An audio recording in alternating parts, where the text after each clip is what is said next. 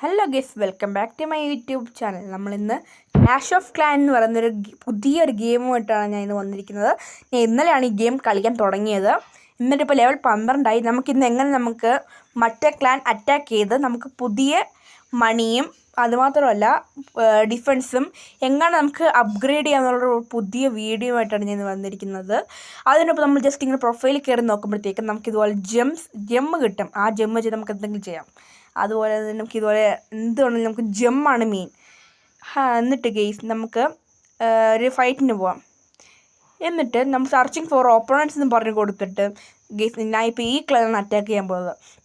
നമ്മൾ ആദ്യം ജൈൻറ്റിനെ വെച്ച് വേണം സ്റ്റാർട്ട് ചെയ്യാൻ. ഫസ്റ്റ് നമ്മൾ ജെയിൻറ്റ് എടുക്കുക. എനിക്കിപ്പോൾ 6 ജെയിൻ്റ് ഉണ്ട്. ഞാൻ ഇപ്പോൾ മറ്റേ ആ ടവറില്ലേ, ആ ടവർ നോക്കി വിട്ട് പിന്നെ ആർച്ചർ ടവറുണ്ട്. ഓക്കെ, അതിന് ഞാൻ ഒരാളെ കൊടുത്തു.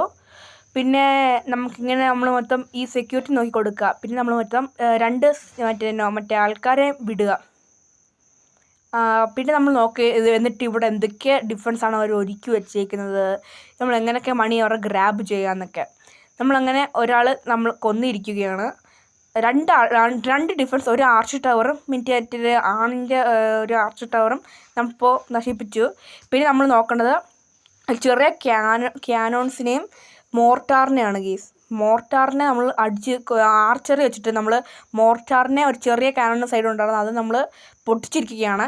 പിന്നെ ഉള്ളത് ആ ഒരു ആർച്ചർ ടവറും കൂടെ ഉണ്ട് അവിടെ, അതും കൂടെ വെക്കുക. പിന്നെ എൻ്റെ കയ്യിൽ ഇനി 4 ചെയിൻ ഉണ്ടായിരുന്നു, 5 ചെയിൻ ഉണ്ടായിരുന്നു. ഇപ്പോൾ 4 നേരത്തെ ഞാൻ വിട്ടു.